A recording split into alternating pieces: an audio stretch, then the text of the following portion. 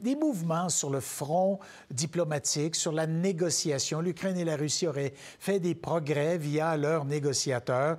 On a vu hier l'émergence d'un plan en 15 points. On débat notamment une éventuelle neutralité de l'Ukraine. On va tout de suite en parler avec l'ex-ambassadeur canadien, d'ailleurs, en Ukraine, Roman Waszczuk, qui est là avec nous. Bonjour, Monsieur l'ambassadeur.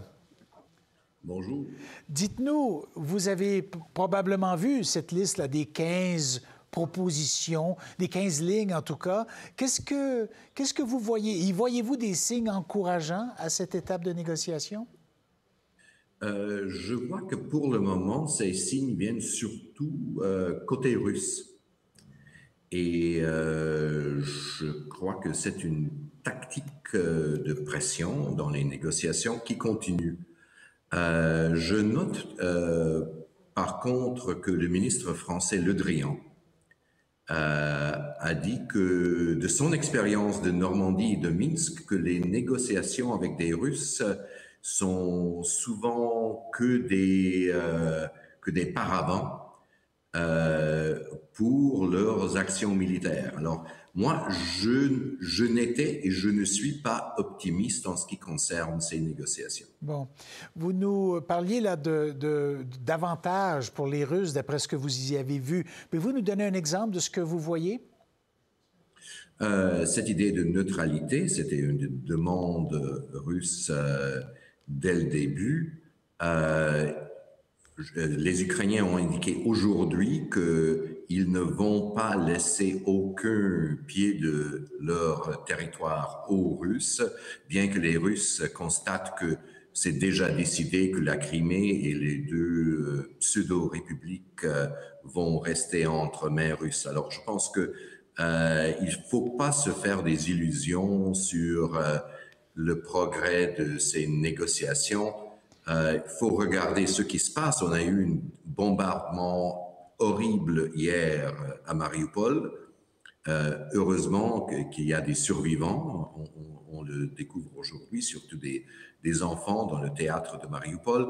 Des navires russes près d'Odessa, des manœuvres russes nucléaires potentielles et le leadership dans l'Oural et les déclarations de Poutine hier soir d'un blanchissement de la Russie de tout élément subversif.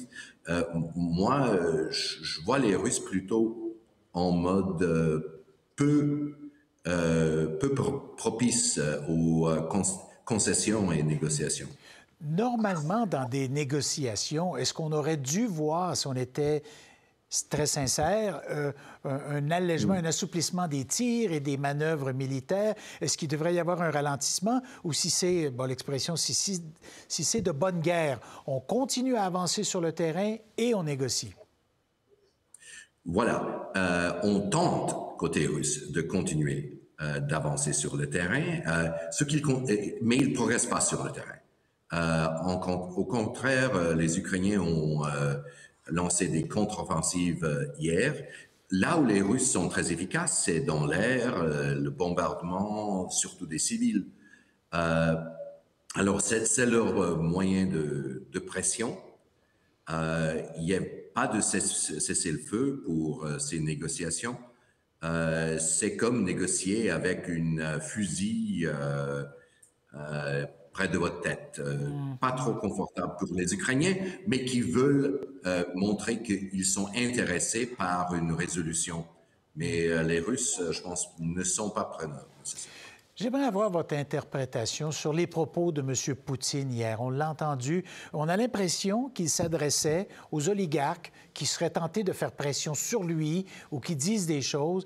Ils se disent, pour vous tous qui vivez à l'étranger, bon, ça va, mais vous n'êtes plus des Russes parce que vous voulez vivre non seulement là, mais vous pensez comme les étrangers, donc vous êtes des anti-Russes. C'était une diatribe, là, absolument à glacer le sang. Vous, qu'est-ce que ça vous dit maintenant du leader de ce pays?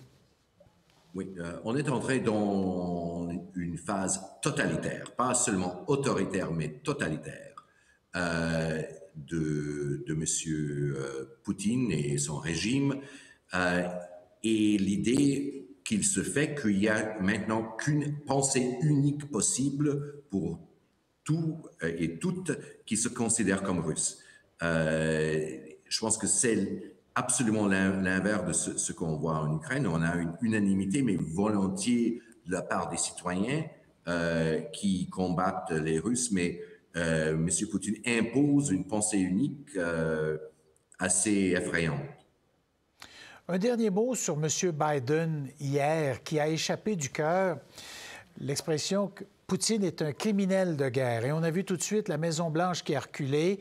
Est-ce que c'est un cauchemar de diplomate quand on entend un président dire ces choses-là, qu'on doit rajuster le tir? Est-ce que ça sert quelqu'un de dire ces choses-là dans le contexte? Je dirais que dans le contexte où les États-Unis ne sont pas prêts à aller plus loin dans leur ingérence dans le conflit, ça ne donne pas beaucoup. Ça complique peut-être une communication diplomatique, mais un peu plus en ce qui concerne des avions pour l'Ukraine ou des autres armements. Les Américains en fournissent, mais ils pourraient faire davantage. C'est plus important que trouver le mot juste pour M. Poutine. Bon. Mais M. Waszczak, merci beaucoup d'avoir pris le temps de